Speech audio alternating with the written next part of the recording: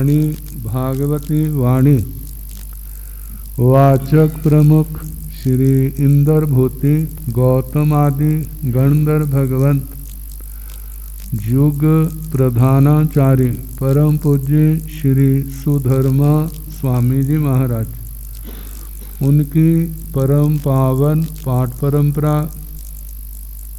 वर्तमान आचार्य ध्यान योगी परम पूज्य श्री शिव मणि जी महाराज एवं गुरुजन सबके पावन चरण सरोजों में मेरा अनंत अनंत बार वंदना नमस्कार। उपस्थित धर्म प्रेमी सज्जनों, माताओं तथा बहनों,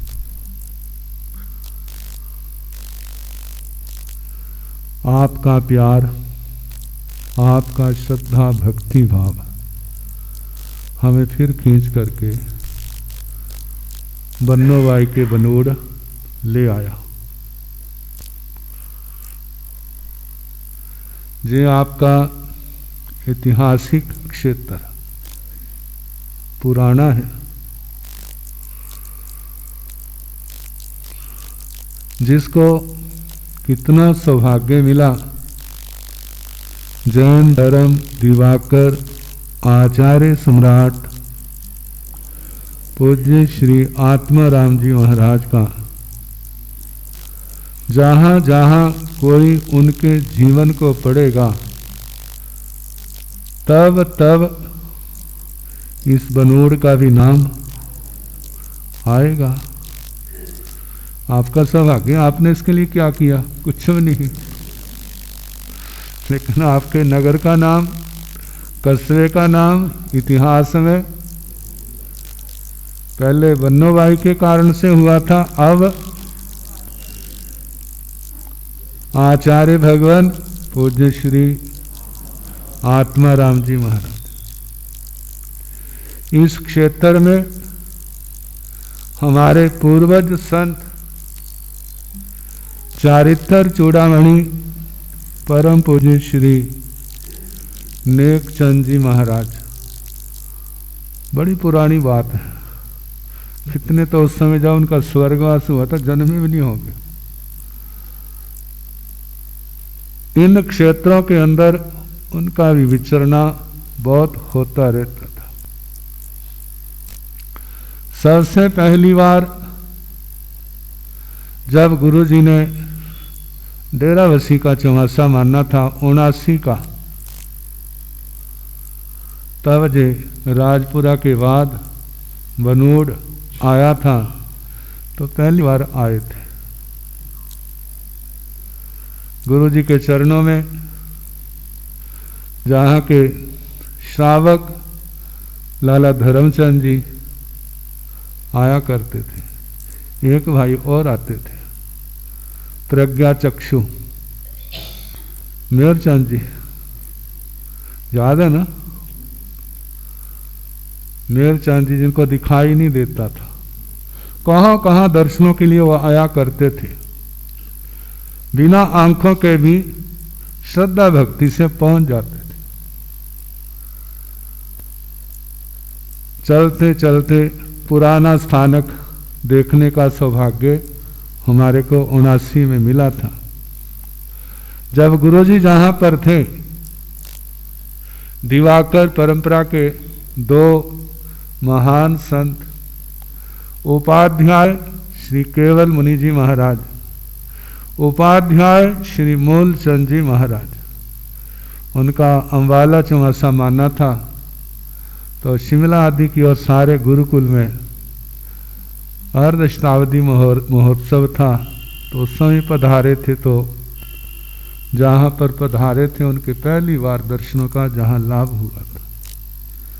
और उस साल महासाध्वी श्री शशिकांता जी महाराज, साध्वी सरिता जी महाराज जो आज प्रवर्तनी महासाध्वी, उनका चौमासा था। जहाँ पर जब देखा जे पुराना स्थानक गिरने वाला हो रहा है, गिरा दिया, अब इसका नए सिरे से स्थानक बनाना है, योजना बनने लगी। मुझे याद है जब उत्तर भारतीय प्रवर्तक भंडारी श्री पद्मचंद जी महाराज, पूज्य श्री अमर मुनि जी महाराज और कितने संत अम्बाला में विराजमान थे, तो जहाँ का संग उनके चरणों में पहुंचा था। महाराज कृपा करो, हमारे वहाँ पर स्थानक गिरा तो दिया हमने, क्या कर दिया? बनूड़ वालों का किस में नाम आ गया? स्थानक ढाणे में। अब आप कृपा करो, क्या करो? उसको नए सिरे से उसको उठाओ। पूज्य प्रवर्तक भंडारी श्री पद्मचंद जी हमारे बड़े उदार दयालु प्रकृति के थे। पूज्य श्री अमर मुनि जी महाराज जो वाणी के जादूगर थे, उन्होंने क्या कर ली? बेनती आपकी मान ली और वो जहाँ सीधे पधारे गुरु जी महाराज डेरावसी होते हुए जहाँ पर आए, उस समय व्याख्यान वाचस्पति श्री सुरेंद्र मुनि जी महाराज, जो युग पुरुष श्री सुभाष मुनि जी महाराज के गुरु जी, वो भी पधारे थे। कितनी साधुयाँ थी। पास वाले स्कूल में क्या हुआ था?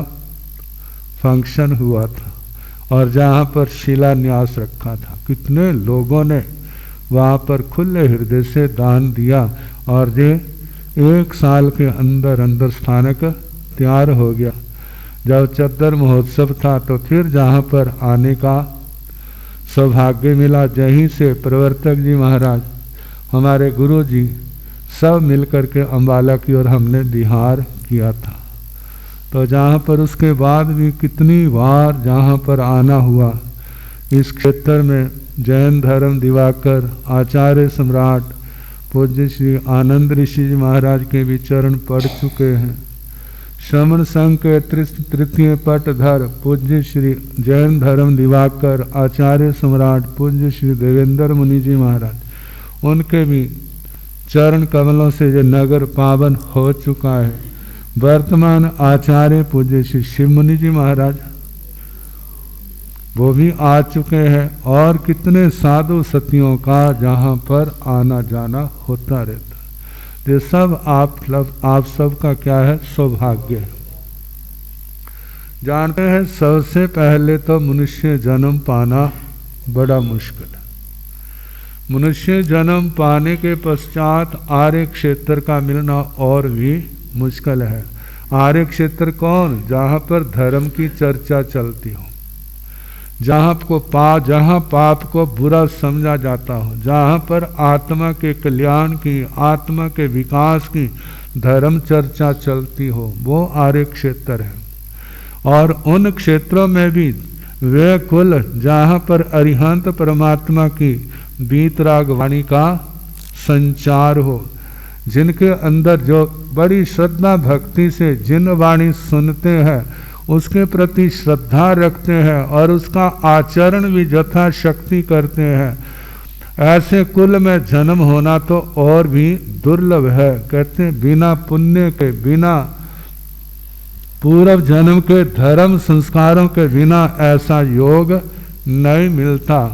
और ऐसा मिलने के बाद भी क्षेत्र के अंदर धर्म गुरुओं का पदार्पण होना, उनके चरणों में बैठ करके निर्ग्रंथ प्रवचन का सुनना, ये तो और भी क्या है? मुश्किल है। कितने क्षेत्र ऐसे हैं साधु सतियों के लिए तरस जाते हैं, हमारे संत आए, हमारे संत आए।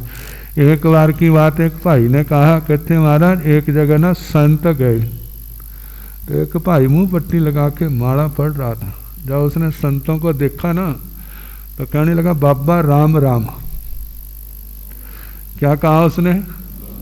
बाबा राम राम। कहते जो क्या? कहते राम राम ही करेंगे। 36 साल हो गए तुम जहाँ संतों को आए को, कोई सिखाने वाला नहीं, कोई सुनाने वाला नहीं। वह ठीक है कि मुंह पट्टियाँ हाथ में माला हमारे पास निशानी के रूप में है, बाकी धर्म की बात हमारे पास नहीं है। आप धारो और हमारे को क्या करो? भगवान की वाणी सुनाओ। कैसा पावन दिन आया, आज एक संत के दर्शन करने को हमारे को मौका मिल रहा है। हम जैन कुल में जन्मे तो जरूर है, लेकिन भगवान की वाणी से क्या है, वंचित है।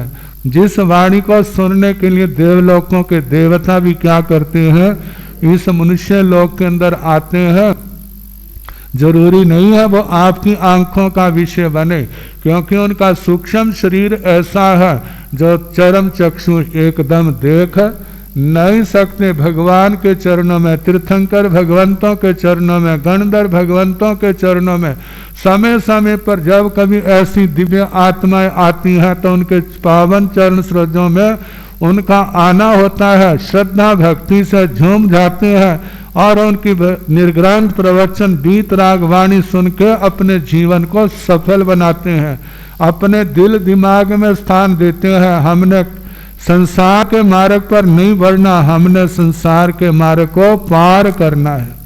इस जन्म मरण की परंपरा को समाप्त करना है, इस चक्कर को तोड़ना है, ताकि हमारे दुर्गतियों के जितने बंधन है सारे टूट जाए, कर्मों के बंधन टूट जाए, हम संसार को पार कर जाए। तो मनुष्य जन्म पाने के बाद शास्त्र की वाणी सुनना और भी क्या है, मुश्किल है। शास्त्र की वाणी सुन ली, सुनने के बाद इतना ही थोड़ा है, अभी तो शुरुआत हुई है।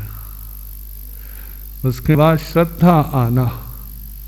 श्रद्धा का दो रूप होते हैं, एक ये होता है विश्वास करना, दूसरा है धर्म करने की रुचि पैदा होना। हम क्या करें, धर्म की आराधना करें, अंदर भावना पैदा होना, फिर उसके बाद उसका आचरण करना। कहते हैं बड़े सौभाग्य से, व्यवहार में कहा जाता है सौभाग्य से, निश्चय से कहा जाता है। जब आत्मा के बंधन हल्के होना तब जो धर्म की रुचि पैदा होती है। जैसे बुखार उतरता है ना तो भूख लगती है, ऐसे मोह का ज्वर जब उतरता है तो धर्म करने की रुचि पैदा होती है।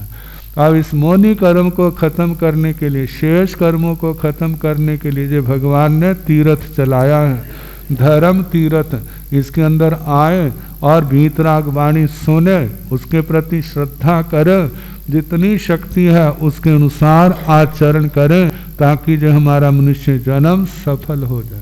आपका समय हो गया है, बाकी कल जैसे समय होगा सुनाने का प्रयास किया जाएगा।